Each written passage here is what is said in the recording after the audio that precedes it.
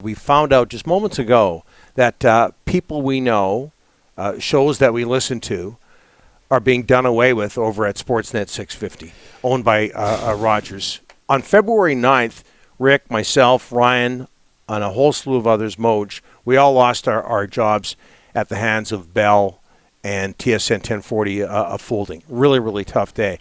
And for the life of me, I could never imagine that, 7 months later, a short while later, you'd have, and again, we're not going to get into any names here because respect. We have to respect. Nothing's the people. public yet. But for the life of me, I would never imagine, given that their number one competitor was taken away, that there would be layoffs at Sportsnet 650. But this is... People rip into us for ripping into Toronto and the way things are run in our industry in this country.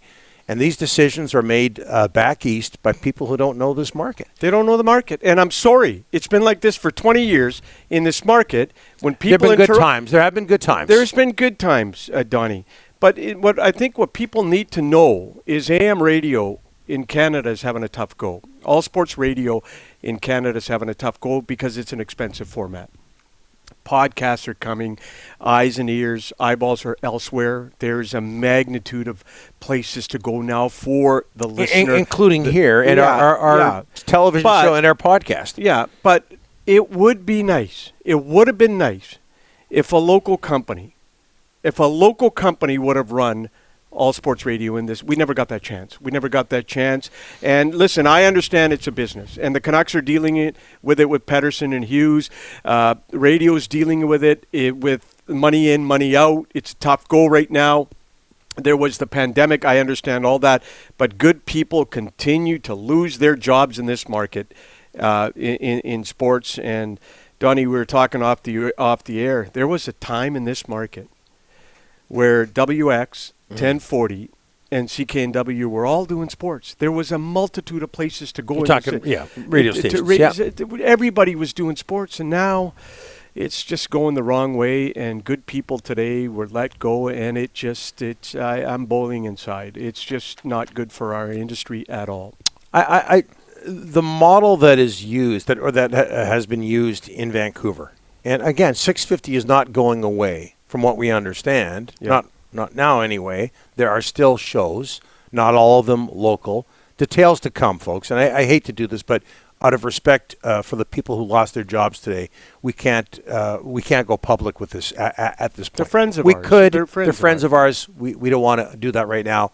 You'll find out. But you mentioned it. There was a time when it was thriving here, and you could even go to the television side of things with Sports Page and with BCTV, the way they covered sports back in the day. And Squire and the boys still do a wonderful job. CTV Vancouver had sports. I refuse to believe that all sports radio can't work. The problem with 1040 and 650 is that I think that their financial plan was, and look, I benefited from it, so did you, but in the long run, it just wasn't well thought out. And some of the decisions that were made by the higher-ups were mind-boggling. And here's another one for you, and I'm not afraid to say this, but this city had quality back in the day. We had J.P. McConnell. We had Neil McRae. I grew up with J.P. McConnell, Neil McRae, Al Davidson. We had Dan Russell. We had Brooke Ward, Lee Powell. Quality broadcasters in this market. I'm going to leave it at that. Yeah.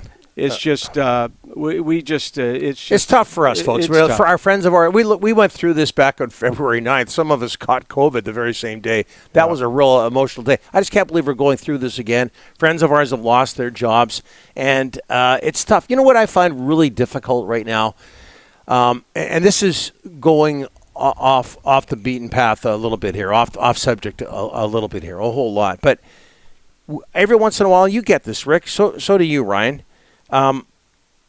Everybody in our business who's been around for a while gets this. You have a kid call you up, or contact you. Somebody maybe you know through a friend, and they have a friend, and kid wants to get into broadcasting. He wants to get I don't into know what to say.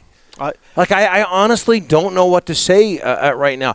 And my Lord, thank so many people for checking and helping us out, and it's BC been a Bone- godsend. We're lucky. We're BC lucky. Bone Company. But when a kid comes to me and says, I want to get into radio or television, I honestly don't know what to say. Or newspapers. It's just a ruthless business right now. And look, I realize there are a lot of people out there who are hurting in other ways, right? That what we're going through, what our industry has gone through, is nothing. I get that, but it's emotional today. I just spoke. I don't know what to say, Donnie. It's a tough business right now. I just spoke to a class of BCIT last week, and I just told what the hell were they thinking? And I told them, by the way, Don Taylor's coming out with a book on how to steal a paycheck in radio, TV. Anyways, I told the kids. Yeah, the forward's by you. Anyways, I told the kids, work hard to achieve your dreams. Yeah. Nothing is built without enthusiasm, passion. We have it. Ryan has it. We love this industry. I've been in it 32 years. You've been in it 62 years. Anyways, we love it. Passion, enthusiasm, work hard. Those are the key traits of people. Well, I think things are different now. You can. It's difficult, but you mentioned podcasts. There are different ways to make money.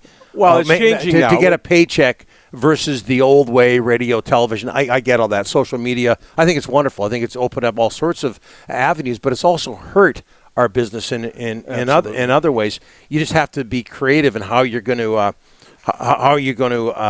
get yourself a living in this business right now. It's really bad. Again, I know people have things much tougher than we do.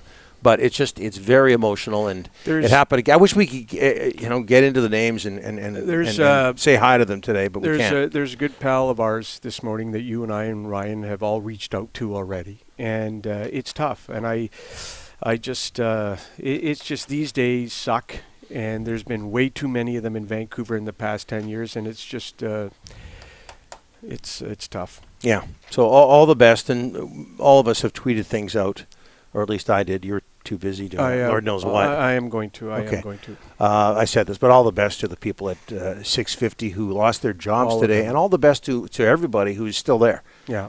Because it's hard when you're sitting on pins and needles to do your job. Keep fighting, and just hopefully these companies invest like Czech did with us, and just invest instead of cut all the time. It could be another. Oh, I said another. 650 is still around, but I don't know. There's got to be another way to approach this business, because it just seemed like yesterday. I'm going on here. We got blown to smithereens. Well, though that was yesterday, or it was February 9th. I remember the date well. But it just seems like yesterday that, lo and behold, after years of waiting, and you go down to Seattle, you visit other cities, they've got sports talk radio.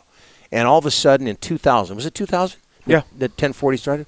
2000. Vancouver has a all sports station. But no, hold on a second. Okay. But it just seemed like yesterday, and it was thriving for a long, long time. And then things changed from up top, and you could just see it coming. You could see it spiraling downwards. There's some great times, no question about it. And now, and again, 650 is still around. I get that. There will be changes to their programming, though. It just seems that things just happen very quickly, and that everything's being dictated from back east. But here's what happened when we started 1040. I should know. I was the first guy they hired. That explains why it's not around anymore. Listen to me. The cell phone wasn't really there yet. Twitter wasn't there. Instagram wasn't there. YouTube. There's so many eyes and earballs. Okay, then why is it working in other cities then, Rick? Because, first of all, we're a one-trick pony in this city. It's Canucks. That doesn't help. It's the Canucks. It can still work. And nothing else. It can Toronto, still work. If I won't be surprised within 2 to 4 years if the only all sports stations are in Toronto, because why? They got the NBA and they got Major League Baseball, NHL. So hold on a second. They have the audience and the teams, Donnie. But so what are you saying? You're contradicting yourself. You're saying the all sports radio can't work here.